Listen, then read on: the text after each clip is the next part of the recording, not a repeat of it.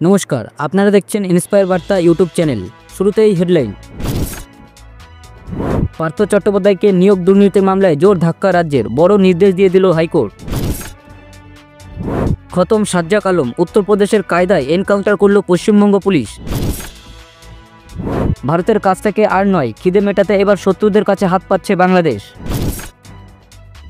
প্রিয় দর্শক, এবার আসবো বিস্তারিত খবরে। ফের আদালতের প্রশ্নের মুখে রাজ্য সরকার। জিটিএ নিয়োগ দুর্নীতির মামলায় রাজ্যকে রীতিমতো ভর্ৎসনাথ হাইকোর্টে। বিগত কিছুটা সময়ে সমতলের মতো পাহাড়ের এই দুর্নীতি নিয়েও বিস্তর জলগোলা হয়েছে। শুক্রবার এই মামলার শুনানি ছিল কলকাতা হাইকোর্টে।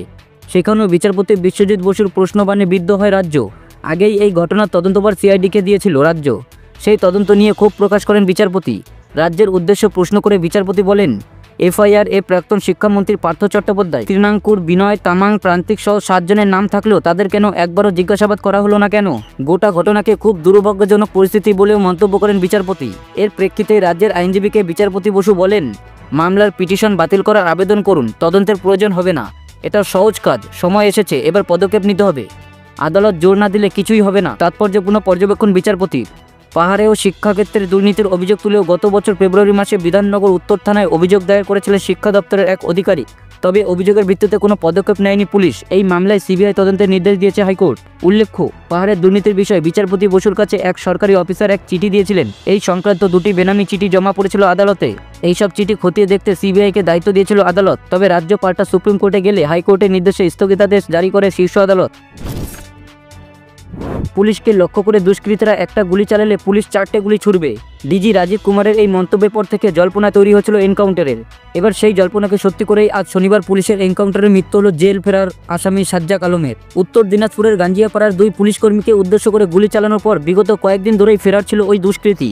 পুলিশ সূত্রের খবর, শনিবার ভোর রাতে গোয়ালপুকুরে থানা এলাকার ভারত বাংলাদেশ সীমান্তে এই সাজ্জাককে এনকাউন্টার করছে পুলিশ। পুলিশের দাবি, কুয়াশার সুযোগ নিয়ে বাংলাদেশে পালানোর চেষ্টা করছিল সে। তবে পুলিশের তরফে শনিবার সকাল 9টা পর্যন্ত সাজ্জাকের মৃত্যুর কথা আনুষ্ঠানিকভাবে ঘোষণা করা হয়নি। পুলিশের দাবি, অভিযুক্ত সাজ্জাক ইসলামপুর মহকুমা হাসপাতালে চিকিৎসাধীন। যদিও হাসপাতাল সূত্রে খবর, মৃত্যু হয়েছে তার। বুধবার ইসলামপুর আদালত থেকে রায়গঞ্জ জেলে ফেরার পথে বিচারাধীন আসামি সাজ্জাক 2 পুলিশ কর্মীকে গুলি করে পালিয়েছিল। জানা যায়, লকআপে তার হাতে বন্দুক তুলে দিয়েছিল বাংলাদেশের আব্দুল নামে এক দুষ্কৃতী। ওই ঘটনার পর থেকে সাজ্জাকের খোঁজে ম্যান হান্ট শুরু করে পুলিশ।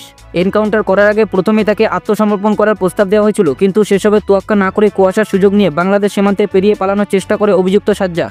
তখন পুলিশ কর্মীরা গুলি চালালে তার গায়ে লাগতেই মাটিতে লুটিয়ে পড়ে সে। তারপর থেকে উদ্ধার করে ইসলামপুর হাসপাতালে ভর্তি করা হয়। পুলিশের দাবি, চিকিৎসাধীন রয়েছে সাজ্জাক, যদিও হাসপাতাল সূত্রের খবর মৃত্যু হয়েছে তার। হাসিনা সরকারের পতনের পর থেকেই বাংলাদেশের পরিস্থিতি খুব একটা ভালো নয়। হু হু করে বাড়তে চলেছে জিনিসপত্রের দাম, সঙ্গে পাল্লা দিয়ে বৃদ্ধি পাচ্ছে সোনার বাংলার মানুষের মধ্যে ক্ষোভ।